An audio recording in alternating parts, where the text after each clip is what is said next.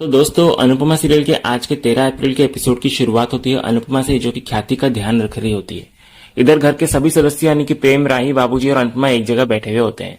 इसी दौरान अनुपमा प्रेम और राही को कहती है, मुझे लगता है बेटा कि तुम दोनों को कोठारी निवास वापस चले जाना चाहिए। तो ये सुनकर प्रेम कहता है, मैं वहां वापस नहीं जाने वाला। तो अनुपमा प्रेम को प्यार से समझाती है और कहती है कि जो हाल यहाँ ख्याति जी का है वही हाल वहां पराग जी का भी होगा।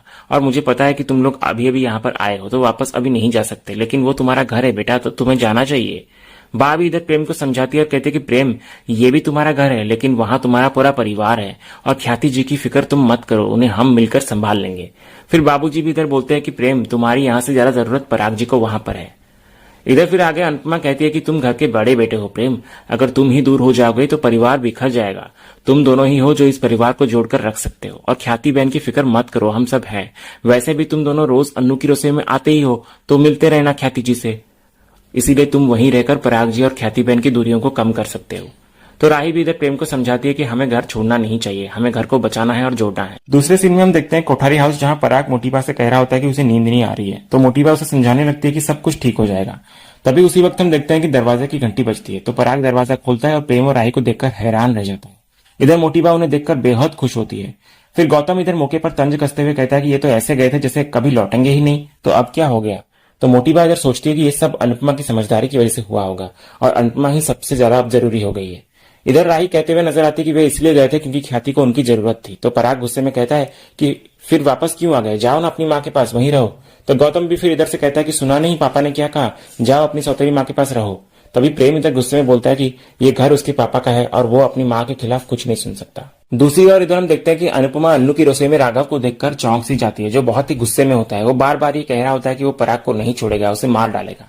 तो अनुपमा ये देखकर डर जाती है, उसे शांत करने की कोशिश करती है, लेकिन राघव बेकाबू होकर उसी पर झपटता है। तो अनुपमा फौरन दरवाजा बंद कर देती है। इधर राघव दरवाजे पर चाकू से वार करता है और चिल्लाता है। तो मोहल्ले के लोग इकट्ठा हो जाते हैं और सब अनुपमा पर सवाल उठाते हैं कि उसने राघव को घर पे क्यों रखा।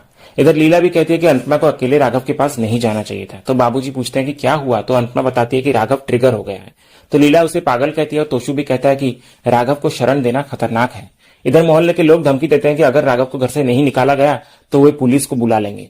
तभी राघव इधर अचानक दरवाजा खोलता है और सब डर जाते हैं, लेकिन वो बेहोश होकर गिर पड़ता है और सब हैरान रह जाते हैं उसे देखकर। इधर बापूजी कहते हैं कि ये सुरक्षित नहीं है, लेकिन अनुपमा कहती है कि वो राघव को ऐसे नहीं छोड़ सकती। उधर दूसरी तरफ प्रेम और राही दोनों कोठारी हाउस में रुकने का फैसला करते हैं। इधर मोटीबा और अनिल ये सुनकर काफी खुश होते हैं, लेकिन आर्यन दुखी हो जाता है। तभी इधर अनिल मोटीबा से कहता है कि जैसे प्रेम और राही लौटे हैं घर, वैसे ही ख्याति भाभी भी लौट आए तो अच्छा होगा। लेकिन ये सुनकर पराग काफी नाराज हो जाता है। दूसरी तरफ इधर हम देखते हैं कि अनुपमा परेशान होती है कि राघव के साथ ऐसा क्या हुआ कि वो इतना बदल गया। वो सोचती है कि जब तक सबने उसे राघव को रखने की इजाजत दी है तब तक तो ठीक है, लेकिन आगे क्या होगा।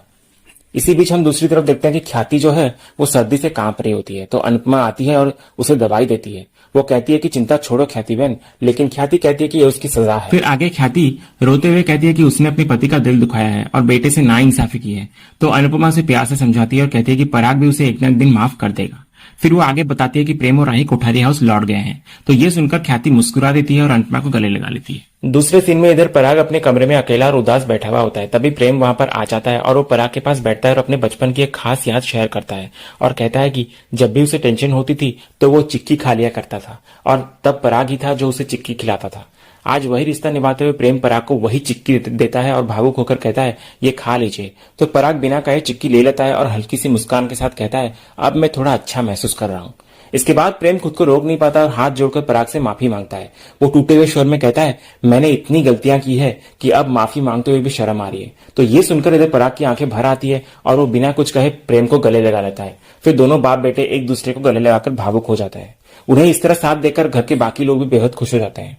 इसके बाद प्रेम एक और बात करता है और वो पराग से आग्रह करता है कि अगर आपने मेरी 1000 गलतियों को माफ कर दिया तो माँ की एक गलती को भी माफ कर दीजिए ना। लेकिन पराग का चेहरा ये सुनकर सख्त हो जाता है। वो गहरी आवाज में कहता है, नहीं, ख्याति ने जो किया है वो माफ करने लायक नहीं है। उसने मेरे साथ धोखा किया है और मैं उसे कभी माफ नहीं करूंगा। इसी बीच फिर हम देखते हैं कि आर्यन वहां आ जाता है और वो पराग की बात सुन लेता है और तुरंत कहता है कि शुक्रिया पापा, आपने प्रेम भैया की बात नहीं मानी। इसके बाद आर्यन सीधा ऐलान करता है कि अगर ख्याति इस घर में वापस आई तो वो ये घर छोड़कर चला जाएगा। तो पराग तुरंत आर्यन को भरोसा दिलाता है और कहता है कि नहीं बेटा, अब ख्याति इस घर में कभी वापस नहीं आएगी। वो आर्यन को पास बुलाकर गले लगा लेता है और पिता पुत्र के बीच का ये मजबूत रिश्ता साफ दिखाई देता है। अगले सीन में फिर हम देखते हैं कि किंजल कुछ पैसों की गिनती कर रही होती है। तभी तोशु वहां अचानक आ जाता है तो किंजल उसे देखकर थोड़ी घबरा जाती है। तो तोशु उससे पूछता है तुम इतने परेशान क्यों हो। तो किंजल बताती है कि उसकी कंपनी का मर्जर हो रहा है और उसी बात का टेंशन उसे है। तोशु फिर आगे इस बात पर चिंता जताते हुए कहता है कि कनाडा जाने के बाद हम परी की जरूरतों को कैसे पूरा करेंगे। तो किंजल उसे आश्वासन देते हुए कहते हैं कि परी को कनाडा जरूर भेजेंगे हम, चाहे कुछ भी करना पड़े, उसकी हर जरूरत हम पूरी करेंगे। तो तोशु इस पर चेतावनी देता है किंजल को कि देखो किंजल, परी का सपना पूरा करने के लिए कोई गलत कदम मत उठा बैठना। तोशु की ये बात सुनकर किंजल और ज्यादा परेशान सी हो जाती है। दूसरे सीन में इधर हम देखते हैं कि कुठारी हाउस में सुबह सुबह राही देखती है कि प्रेम अपने बचपन की क्रिकेट किट को साफ कर रहा होता है। तो वो जाकर उससे पूछते हैं कि क्या कर रहे हो प्रेम। तो प्रेम कहता है कि बचपन में पराग के साथ यही क्रिकेट वो खेलता था और ये किट भी उसी वक्त की है। फिर प्रेम आगे अपने बचपन की प्यारी यादें शेयर करते हुए कहता है जब वो घर से दूर था तो माँ बाप से दूर था और अब जब वो उनके पास है तो उसकी माँ उससे दूर हो गई है। उसकी आंखें भर आती है और वो कहता है कि मुझे कभी एक साथ माँ बाप का प्यार क्यों नहीं मिला। तो राही भी इधर अपना दर्द साझा करते हुए कहती है तुम तो फिर भी अपनी मम्मी पापा के से मिल सकते हो, लेकिन मैं तो अपने पापा से मिल भी नहीं सकती। उसकी आंखों में भी आंसू आ जाते हैं। तो राही इधर प्रेम को हिम्मत देती है कि एक परिवार को जोड़ने के लिए किसी एक को शुरुआत करनी पड़ती है और वो शुरुआत तुम कर सकते हो प्रेम।